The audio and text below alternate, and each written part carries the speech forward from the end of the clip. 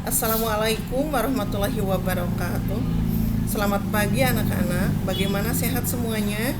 Syukur alhamdulillah kalau sehat. Apa ada yang sakit? Kalau ada yang sakit harus ada surat izinnya. Kalau ada yang izin harus ada izinnya kemana. Hari ini pembelajaran judulnya adalah mengevaluasi.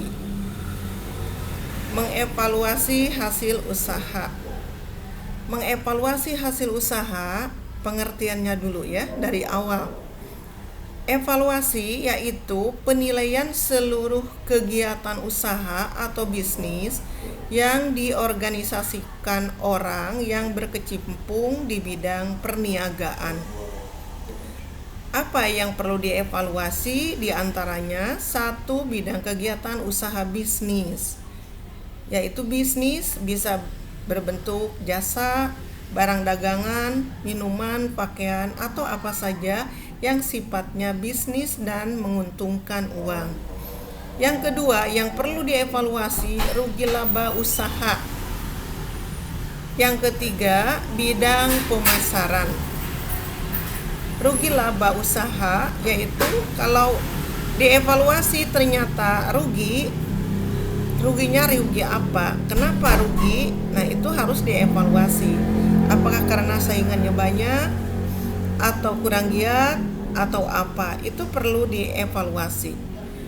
Bidang usaha pemasaran perlu dievaluasi. Pemasarannya harus kemana? Apakah bersifat online, memasarkan barangnya, atau offline?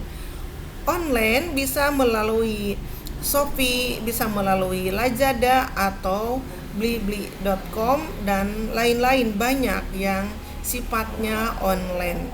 Sedangkan yang offline seperti yang dulu-dulu kaki lima, toko-toko atau ruko itu bersifat offline.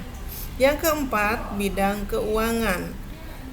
Kenapa bidang keuangan perlu dievaluasi? Itu butuh kejelasannya. Modal berapa, untungnya berapa, kemudian untuk bayar pegawai berapa. Nah, itu perlu dievaluasi. Yang keenam, bidang permodalan. Bidang permodalan itu bisa pinjam ke bank atau ke koperasi, itu untuk permodalan. Yang ketujuh, administrasi dan pembukuan usaha. Administrasi itu harus jelas. Kejelasannya seperti setiap kegiatan harus ada pembukuan, harus ada bukti transaksi.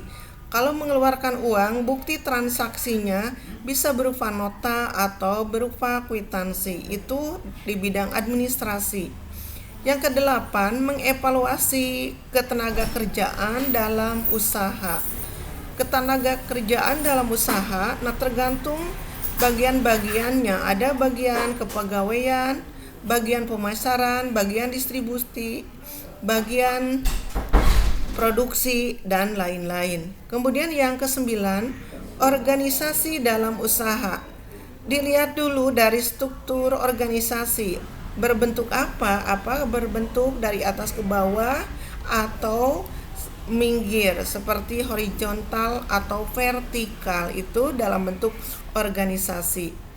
Selanjutnya, tujuan evaluasi. Satu, untuk mengetahui tingkat penguasaan pengolahan usaha. Tingkat penguasaannya itu apakah naik atau mundur, itu perlu dievaluasi. Kalau produksi dari bulan ke bulan apakah ada peningkatan atau penurunan, itu perlu dievaluasi.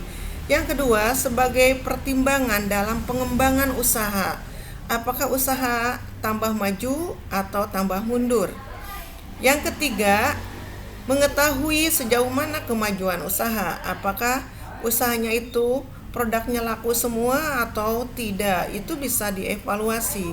Yang keempat, memperbaiki cara pelaksanaan dan pengembangan usaha, yaitu cara pelaksanaannya itu pelaksanaan mulai dari bawahan sampai ke top manajemen, itu cara pelaksanaan. Sedangkan cara pengembangan usaha perlu tahap demi tahap untuk mengembangkan usaha. Yang kelima, memperbaiki desain usaha. Nah, tujuan evaluasi itu ada 5. Nanti akan Ibu kasih tugas selanjutnya, bisa dikerjakan di rumah, bisa melalui cari di Google atau di buku-buku di perpustakaan. Sampai di sini. Assalamualaikum warahmatullahi taala wabarakatuh.